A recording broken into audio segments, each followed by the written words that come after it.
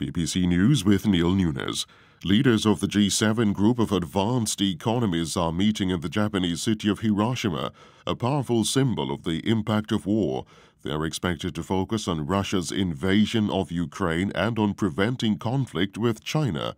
The US, Britain, and the EU have already promised new sanctions on Moscow. Disney is pulling out of investing nearly $1 billion on a new corporate campus in Florida that would have housed 2,000 employees. The decision comes as relations between the entertainment giant and the Republican state governor Ron DeSantis grow increasingly tense.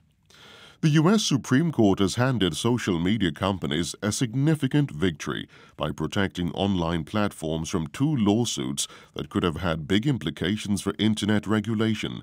The decision preserves social media companies' ability to avoid lawsuits stemming from terrorism-related content on their platforms. A British think tank has found that Russia has adapted its military tactics since its invasion of Ukraine. The report says setbacks on the battlefield have forced Moscow to make key changes, most notably moving from an offensive to a defensive posture.